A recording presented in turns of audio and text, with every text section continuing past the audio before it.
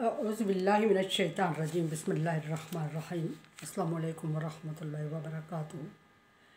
सूरह मरियम है मेरे सामने और सूरह मरियम की आयत नंबर 70 है, पारा नंबर 16 है और रुकू नंबर 8 है। आयत नंबर 68 से लेके गुनाहगार लोगों का, मुजरमों का जहन्नम के गिर्द जमा होने का जिक्र है कि घुटनों के बल उन्हें जहन्नम में जमा किया जाएगा। और उसमें एक सवाल ये भी था कि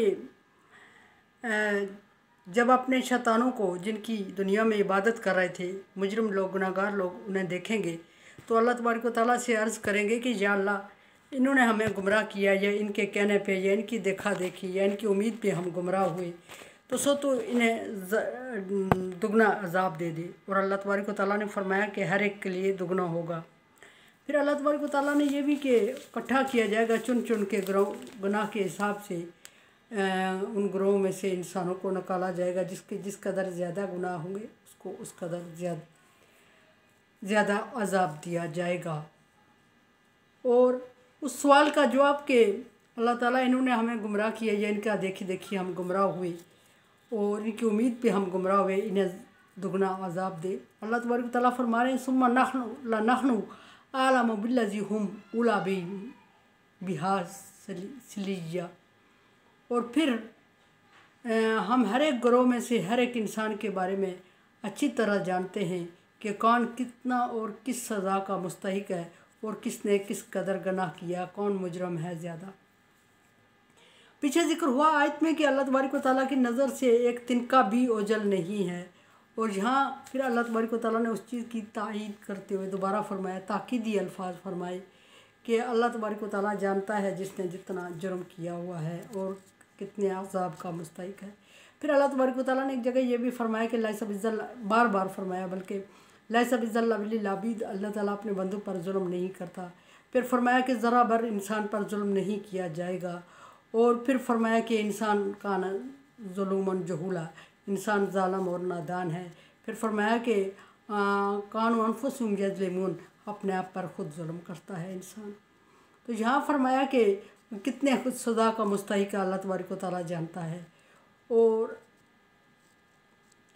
व इन मिनकुम इल्ला वारिदुहा, और फिर फरमाया कि बेशक तुम में से हर एक को उसमें से गुज़रना है।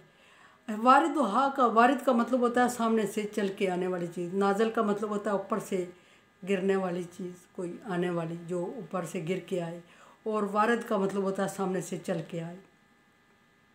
अब यहाँ फरमाया कि हर एक को उसमें वारद होना है जहन्नम में। किसी ने कैसे वारद होना है? चल के जहन्नम के करीब से गुज़रना है या जहन्नम के ऊपर से गुज़रना है। पुल सिरात का भी जिक्र हुआ कि उसमें से गुज़रना है। और बाज़ रवायात में ये भी है कि सहाबाए किराम ने आपस में इस पर बहस किया, और यहाँ बहस ये हुआ कि सारे जहन्नम में डाले जाएंगे और अपने अपने अमाल के मुताबिक फिर उसमें से निकाले जाएंगे, या फिर ये बड़ी लंबी चौड़ी बहस है जिसको इतने टाइम में उसका अहाता नामुमकिन है। फरमाया कि ऐसे गुजरेंगे और फिर जब आग में से गुजारा जाएगा उन्हें। और बाज़ रवायात में यह है कि अपने अपने हिस्से का अजाब भुगत के, मुसलमानों की, मोमिनों की बात हो रही है कि जिसने जिस कदर गुनाह किए होंगे उसकी सज़ा भुगत के वहाँ से गुजरेगा और ठहर के इतने टाइम के लिए गुजरेगा। बाज़ रवायात में ये भी है कि वो एक गुज़रने का रास्ता है, पुल सिरात की बात हो रही है कि पुल सिरात में से इंसान गुज़रेगा और फिर हैरान होकर जब गुज़र के जन्नत वाले जन्नत में पहुँचेंगे तो वो ये कहेंगे कि हैरत की बात है कि अल्लाह तबारक व तआला ने फरमाया कि तुम में से हर एक को वहाँ से वारद होना है, गुज़रना है। तो हम कब गुज़रे? हम तो अपनी मंजिल पर पहुँच चुके, हम गुज़रे ही नहीं। तो उनसे कहा जाएगा कि तुम गुज़र आए हो, लेकिन अल्लाह तबारक व तआला ने तुम्हारे लिए आग को ठंडा कर दिया था, और इस कदर ठंडी हो गई थी कि आग ने खुद अपने ठंडा होने को महसूस किया और शिकायत की थी। और जो लोग जहन्नमी होंगे, जो लोग गुनाहगार होंगे, वो उसमें से उस पे ठहर जाएंगे। और बाज़ एक रवायत में ये भी है कि इंसान की स्पीड भी होगी। जो इंसान बहुत मोमिन होगा, नेक होगा, और पैगम्बरों के तो लिए बात नहीं की जा सकती, पैगम्बर का अजाब नहीं होगा। फरमाया कि जो बंदा नेक होगा वो बिजली की तरह फुर्ती से गुज़र जाएगा, फिर कोई हवा की तरह गुजरेगा, कोई उड़ते हुए परिंदे की तरह गुजरेगा। इस तरह स्टेप बाय स्टेप गुजरते जाएंगे اور آخری جو بندہ گزرے گا وہ اس طرح اپنے آپ کو گھسیٹتا ہوا گزرے گا کہ صرف اس کے پاؤں کے ناخن پر نور رہ جائے گا، باقی سارا وہ جلس جائے گا، لیکن وہ جنت تک پہنچ جائے گا۔ اس طرح گزرنے کی بھی بات ہو رہی ہے۔ اور بعد میں یہ بھی ایک روایت میں یہ بھی کہ گزریں گے جب انسان تو جلسے ہوئے ہوں گے، اور جہنم کو کہا جائے، جہنم پھسلن ہے، ایک پھسلن ایریا، اور اس کے ارد گرد کانٹے ہیں، پل صراط ایک پھسلن راستہ ہے، اور اس کے ارد گرد کانٹے ہیں، کانٹے دار جھاڑیاں ہیں، اور اس میں سے باریک ترین ہے تلوار کی دھار کی طرح، اور اس میں سے گزرنے میں مشکل پیش آئے گی، اور جو لوگ گناہگار اور مجرم ہوں گے ان کو وہ سوئی کی طرح یا تلوار کی دھار کی طرح لگے گا۔ جو نیک ہوں گے ان تھوڑے زیادہ اعمال کے حساب سے اس کو کشادہ کیا جائے گا، اور پھر جب اچھے اور نیک لوگ گزریں گے تو وہ چمکتا ہوا روشن ہو جائے گا اور کھلا کشادہ ہو جائے گا۔ اور پھر اس کے ارد گرد یہ اس میں پڑھا میں نے بخاری شریف کی شرح میں کہ اس میں اس کے ارد گرد نوکدار سوئی کی طرح تیز تلوار کی طرح ایک آلہ دے کے فرشتوں کو ایک سٹک دے کے ہاتھ میں وہاں کھڑا کیا ہوگا، اور جو اس سے پکڑ پکڑ کے لوگوں کو جہنم میں ڈال رہے ہوں گے، لیکن جن لوگوں نے جرم کیا ہے انہی کو، نیک بندے کو نہیں ڈال رہے ہوں گے۔ اور پھر یہ بھی کہ جہنم میں چپک جائیں گے لوگ، جیسے کہ الفی لگی ہوگی، اور چپکے ہوئے اپنے آپ کو ہلا نہیں پائیں گے۔ پھر پل صراط میں پھر اللہ تبارک و تعالیٰ کی طرف سے حکم ہوگا پل صراط کو، جہنم کو، کہ تو اپنا حصہ لے لے اور باقیوں کو آزاد کر دے۔ تو اس وقت وہ پل صراط سے چپکے ہوئے لوگ جو کہ جہنم کے مستحق نہیں ہوں گے وہ چھوٹیں گے، ان کے پاؤں اکھڑیں گے اس سے، اور وہ چلتے ہوئے آگے نکل جائیں گے، اور مجرم لوگ اس میں گر پڑیں گے، اور کافر لوگ، مشرک لوگ، گناہگار لوگ۔ اور یہ بھی کہ مومنوں کو اللہ تبارک و تعالیٰ نے وعدہ کیا ہوا کہ ایمان کی بیس پہ ان کو جہنم سے خلاصی دی جائے گی، اور جس نے جس قدر گناہ کیا ہوگا، حق تلفی کی ہوگی، جو بھی کیا ہوگا وہ اس کی سزا اس قدر اس ٹائم تک بھگتے گا۔ ٹائم کا حساب دنیا کے کیلنڈر کے حساب سے نہیں لگایا جا سکتا، وہاں کے ٹائم اور یہاں کے ٹائم میں فرق ہے۔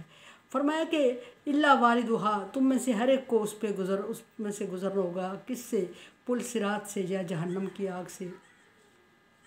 اور یہاں پھر فرمایا کہ کان علی ربک حتما مقضیہ، اور یہ تمہارے رب کا حتمی فیصلہ ہو چکا ہے، یعنی اس میں کوئی چھوٹ نہیں ہوگی، گزرنا ہر ایک کے لیے اس میں سے پڑے گا ہی پڑے گا۔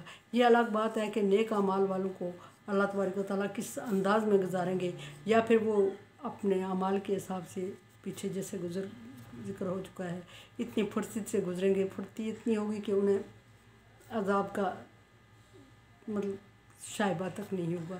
اور دوسرا یہ کہ ان کے لیے اعمال کے حساب سے اللہ تبارک و تعالیٰ نے آگ کو ٹھنڈا کر دینا ہے، اور پھر اس میں سے گزارنا ہے۔ روایت میں ہے حضرت عبداللہ سے پوچھا صحابیوں نے کہ اللہ تبارک و تعالیٰ فرما رہے ہیں کہ ہر ایک کو جہنم سے گزرنا پڑے گا، تو پھر یا ہر ایک کو اعمال کے حساب سے جہنم میں ٹھہرنا پڑے گا جس قدر برے اعمال کیے ہوں گے، تو یا ہر ایک نیک کو بھی گزرنا ہوگا، تو پھر نیکوکاروں کے لیے کیا ہوگا کہ ان کے ساتھ زیادتی نہیں ہوگی کہ وہ جہنم کی آگ سے گزر رہے ہیں، اللہ تبارک و تعالیٰ ان کو گزارے گا۔